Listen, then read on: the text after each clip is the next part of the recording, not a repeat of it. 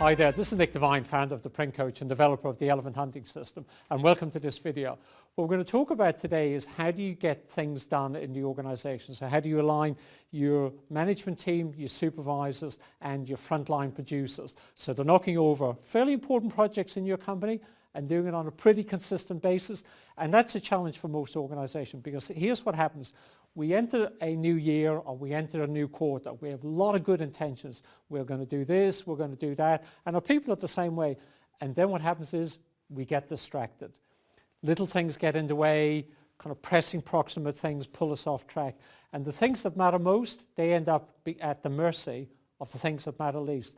And that's a real challenge, because when we get to the end of that 90-day period, or we get to the end of that 12-month period and another year has rolled forward in our business, we've ended up often not achieving the things that are really important in our business. I've been carrying in my left hand great heavy weight, this one here. This is a domino. It's about 1 inch in height. You probably barely see it on camera, and that's on purpose. The reason I'm holding a domino in my hand is it was a very interesting scientific experiment carried out in the year 2000. And somebody got 8 dominoes, and they toppled them one against the next. Here's what was interesting about the experiment though.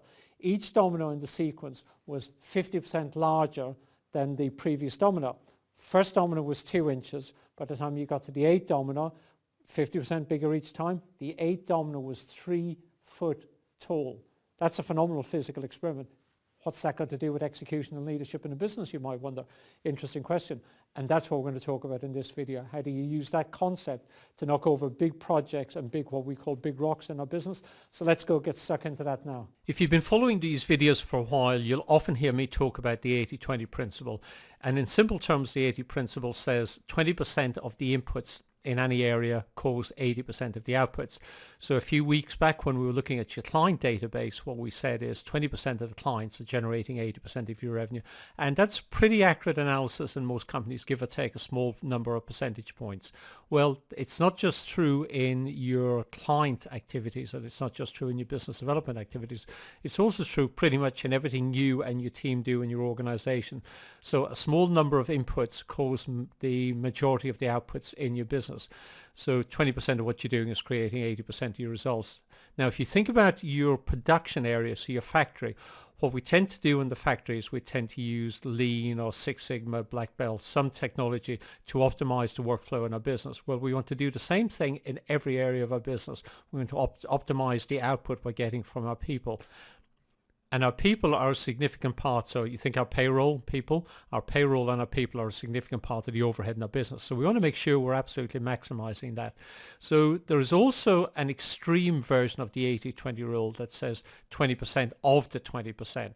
And I call that the 5-50 and the 55 rule. So 5% of what you're doing every week and every 90-day period is causing half of the results, and half of what you're doing is causing a very small number of results in your business. So we need to know the difference between the two.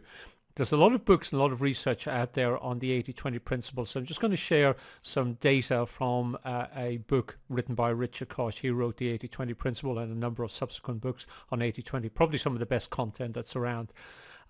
I don't know how well you know the story of Steve Jobs, but obviously he started Apple and then he got ousted by the board of directors kind of halfway through his life at Apple, and he went off and he did Pixar and a couple of other Next Computing, if you remember that technology. And then he was bought back in 1997 because essentially the existing management team had run Apple pretty much into the ground. They had 5 weeks of cash flow left. Now, his first move in his first week is he walked around, asked everybody what they were working on, and he cancelled 70% of the projects. And then he said, I want my people focused on the 30% of projects where we can win and we can win big time. And he saved Apple. Very well-known story. Jack Welch, similar philosophy, most successful CEO probably of the last 100 years. He was notorious. The bottom 10% of the workforce left every year. And if you were in the top 20% of the workforce, you got bonuses and you got stock options because he wanted to lock those people in. Any business sector where he couldn't be number one or number two, so think top 5%, he sold it off. And in a 20-year period of time, he took the valuation of GE from 14 billion to 130 billion. You think that's created 116 billion in valuation. That's incredible using that principle. Royal Bank of Canada, what they discovered is 17% of the customers were generating 93% of the profits. That's less than 20% of the customers. That's phenomenal.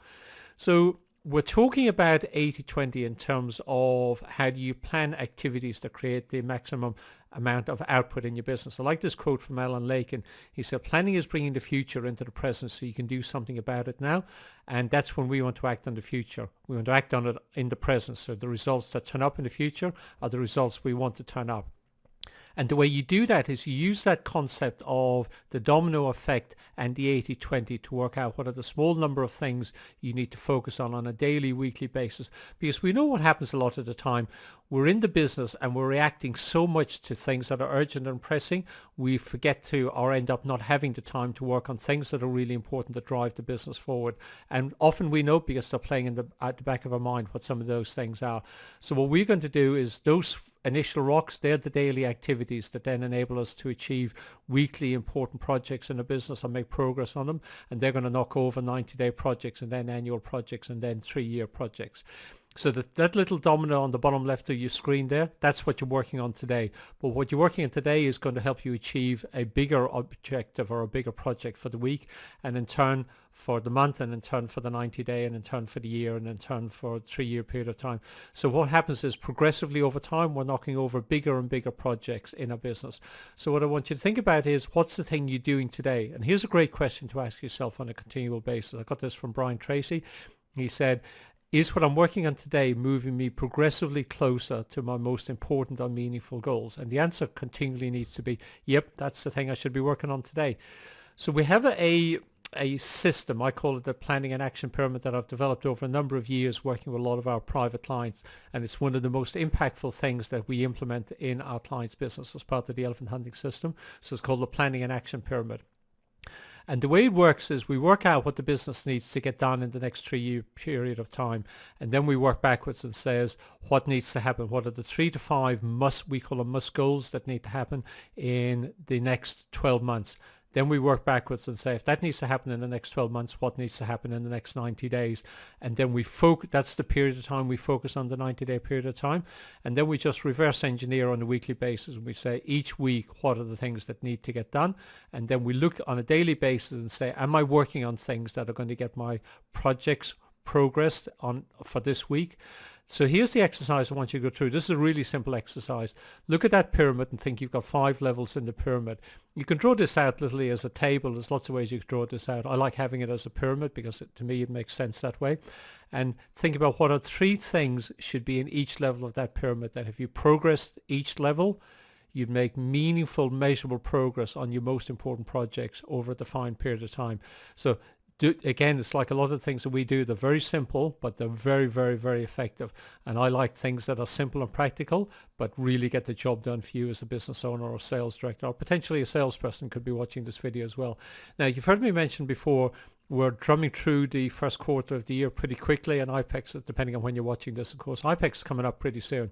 They've asked me to get involved in the masterclass program, so I'll be developing and delivering some content along the theme of some of the things you've seen in this video series, but mostly focus on sales and marketing and anything to do with business growth. So hiring salespeople, driving net new business into your company, selling deeper into the existing accounts, improving your profit margins, developing your value proposition. So those areas. There'll be other people doing master classes as part of the content program on operations and production technology. That's not my area, so you'll have a good balance between the two. Think front office and back office, factory and business development activities.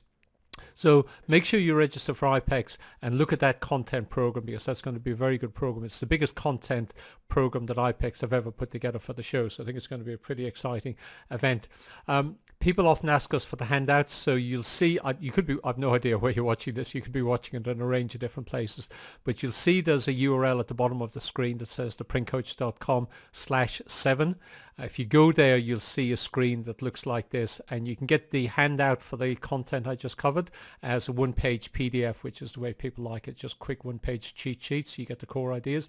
So you just fill in your details, first name, primary email address, and where it says video comment, I'm particularly interested in two things there. First thing is, what was your big takeaway? So what was the most kind of important insight you got from this video? And the second thing I'm interested in is this. Have you got a question regarding execution in your business? So how do you get your team more effective? So just go to theprintcoach.com/7. You can get that handout, and we'll be back next week for the next video in this series. Between now and then, have a fantastic day and a brilliant week, and we'll catch up soon. Bye for now.